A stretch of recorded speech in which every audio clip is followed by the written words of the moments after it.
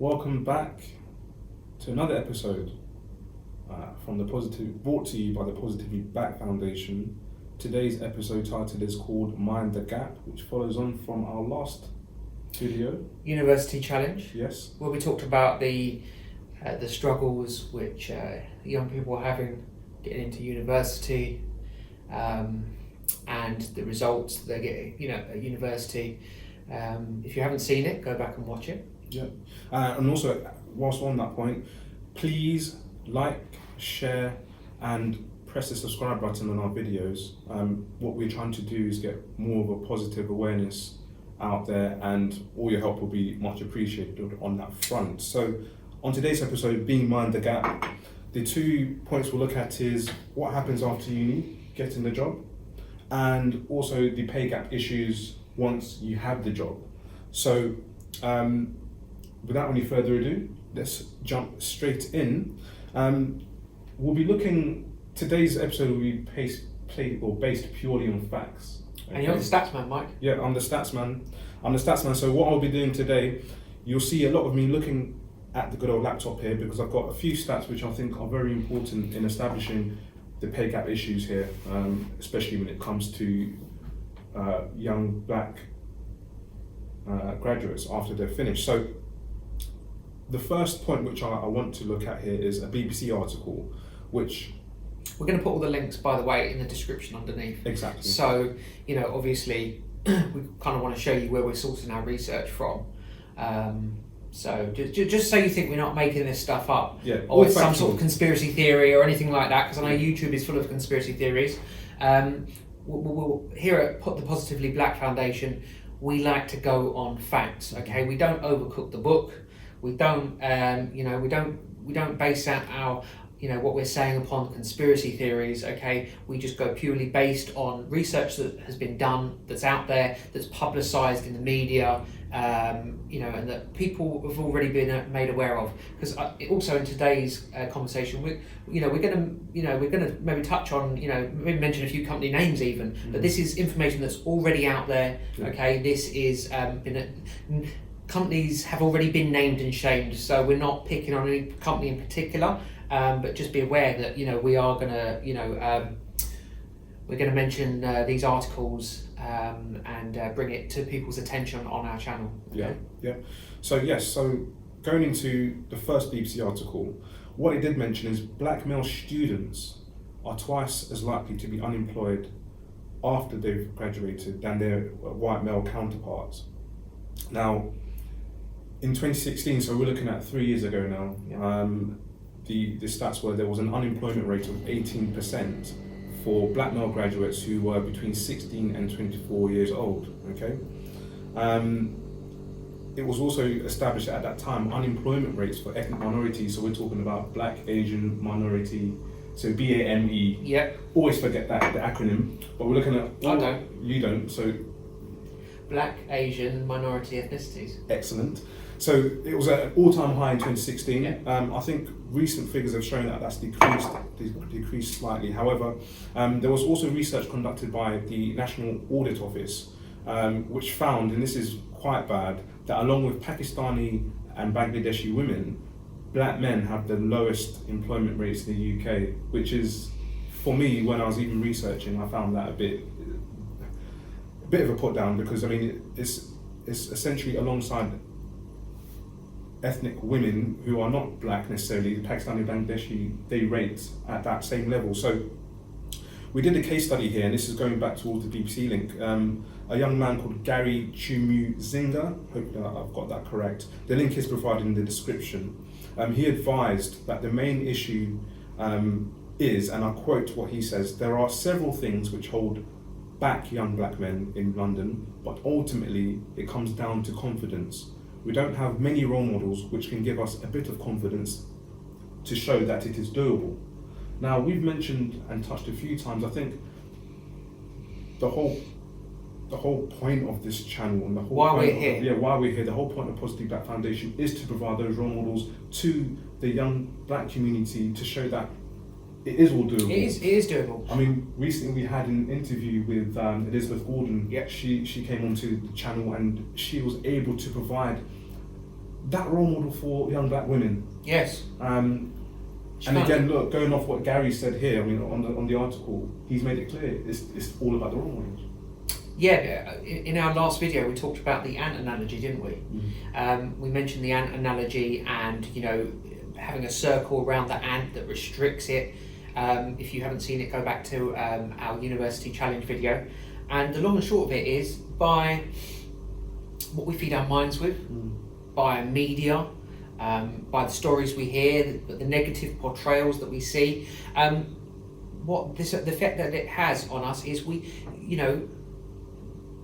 it makes you create a barrier around yourself. You know, you limit yourself, and you know, I'm probably touching on something that you're going to bring up later in the show, but you know, this, like Mike just said, and you know, from that quotation there from Gary, you know, people just don't see the role models. They, you know, when we talk about role models, we're talking about not just young people seeing young people, but a role model for a young black person is that they have to see someone that they can relate to. That looks, walks and talks just the like same, them. just like Because that's how you relate. Yeah. By seeing, as I mentioned it in a previous show, you visualise yourself in that person as like a more advanced version of yourself. Yeah. So, understandably, for young black people, they need to see a black person doing something and achieving to give them inspiration. Yeah, and confidence to get to that place. So I'm going to move on further now.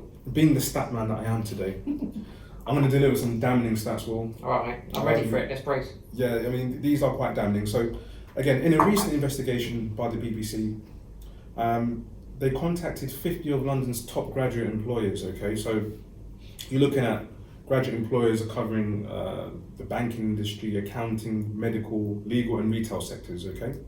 So of those 50 contacted, only 11 were able to provide stats relating to the employment of black men, okay? So only 11 have responded out of the 50. That's a small percentage.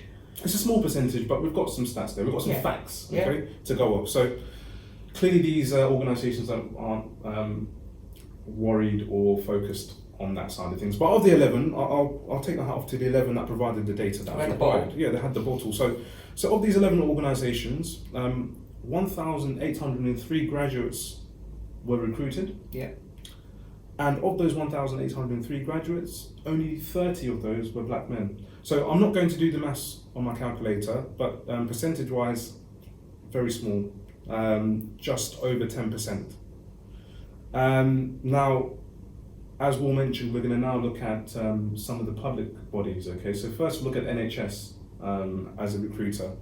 The NHS Leadership Academy for Trainee Managers did not recruit, of those 11 organisations, did not recruit any black men of those 112, of their 112 graduates recruited that year. So now we're going into the hierarchy issue, which is, you know, that's something which is worth pointing out. You know, it's okay, you know, bringing people in at ground level, but again, people need something to aspire to, something higher up. Exactly. And we're talking here about management level. And we're talking about the NHS, National Health Service there, and they've recruited 0 black men. So again,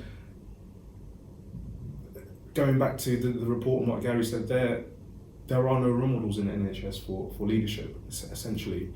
And we'll look at another big player here in the banking community, so Barclays, who we both had the pleasure of working for many moons ago. That's how I met. That's how we met, yeah. So out of the 320 recruits, only 9 were black men. So look, it goes without saying, the big industry players here, the ones who are meant to set the example and meant to show us these role models, are not doing enough to put these role models in place for the younger generations to see, copy, mimic, and aspire to become. I mean, at some point, you know, for the Positively Black Foundation, what me and Michael talk about and what we'd really like to do is maybe talk to some of these organisations who, you know, who do have the bottle, as it were, and actually just ask that, you know, because at the moment, I mean, I will play devil's advocate with this.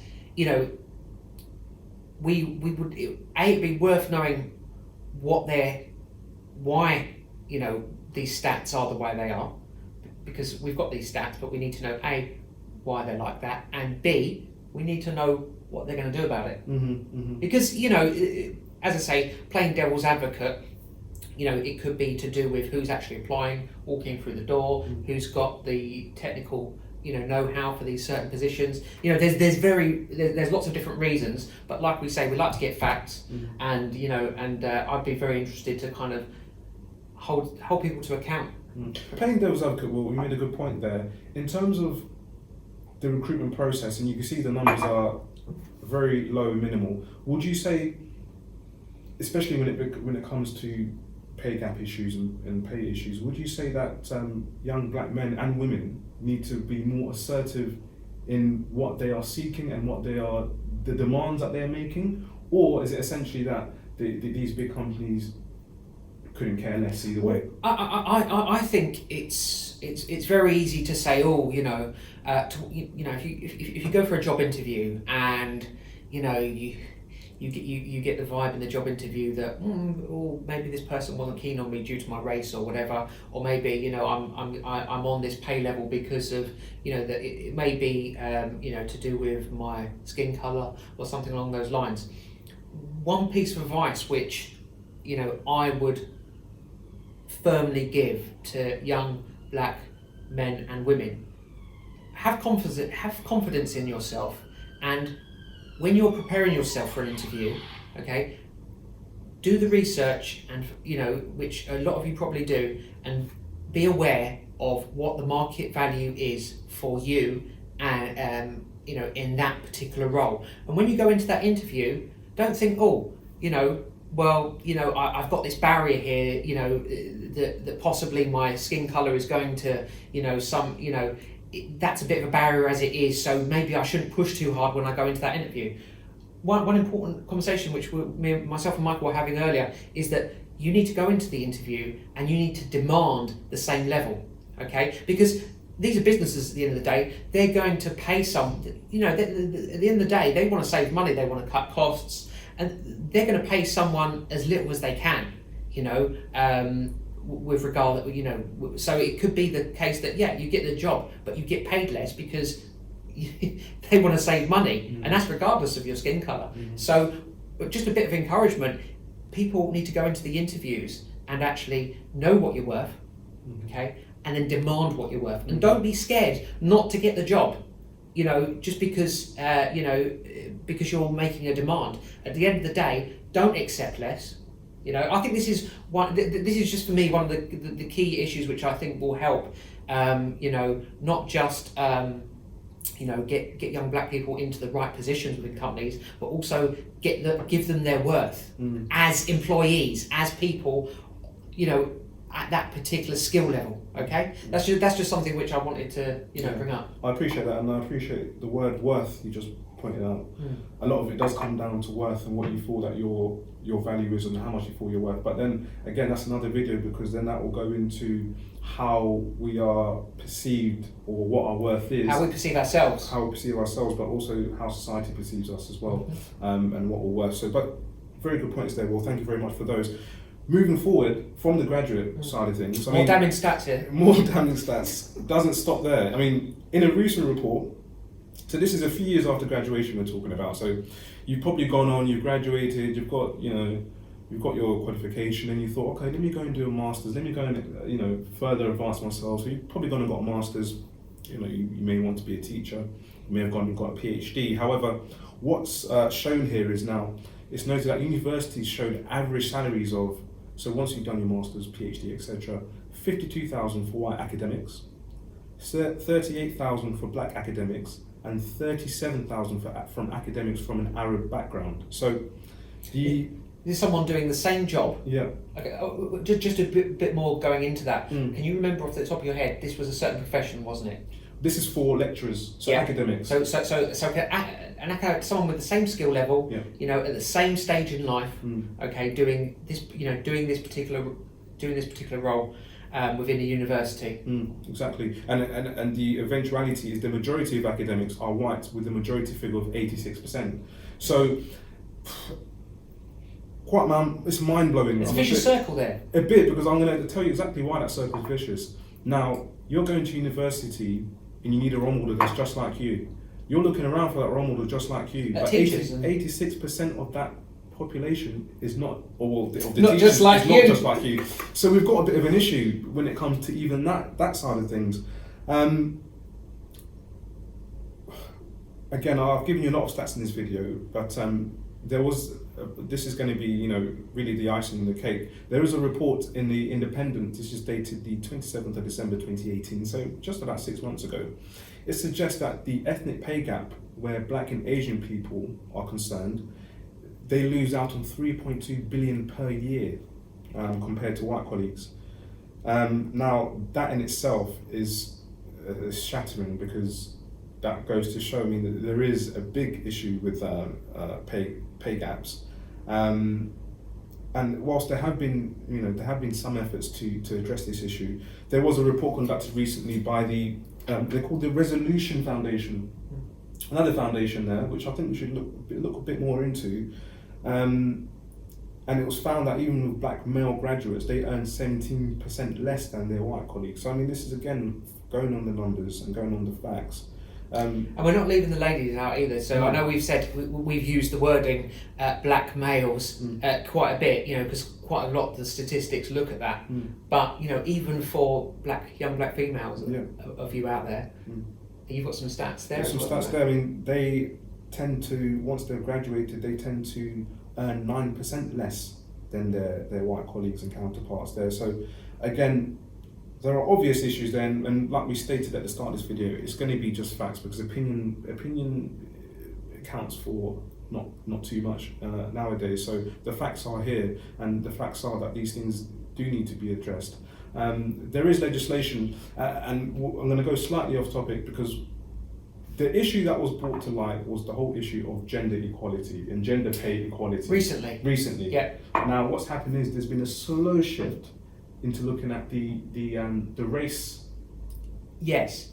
Issues. There hasn't been official review yet. No. We remember recently with I think it's associated with the Me Too movement, but there was big analysis of male versus female pay gaps, and I think the BBC that led them to publicise what their staff are getting paid, the big earners, and you were able to see there the massive gap between a male presenter and a female presenter, probably who have been working the same amount of time as presenters, but again, huge gaps. Yeah, indeed. So I think now what they're working on, there's been the outgoing Prime Minister Theresa May has just she signed off the Race at Work Charter.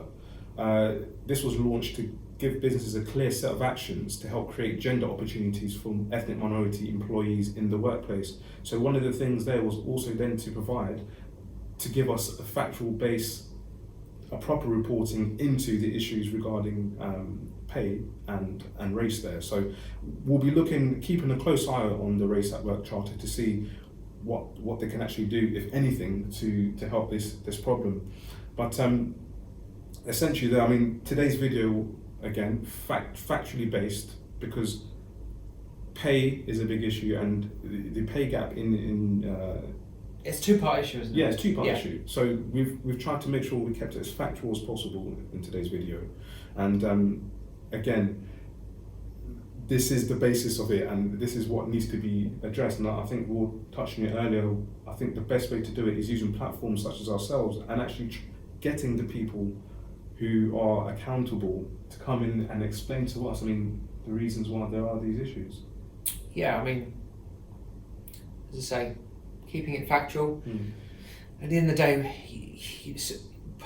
I don't fancy myself as a journalist or an investigative journalist, but I definitely think that more needs to be done to, as I say, it's all well and good getting the stats, but we need to hold people accountable. And that's something which will create the change. Yeah, and that's something which myself and Michael, our plans for the Positively Black Foundation as we grow and develop, we would like to actually try and do our bit to help and not expose and name and shame people, because it's not about that. That doesn't achieve anything. We don't blame game, pointing fingers is not what we're here to do. We're here to get.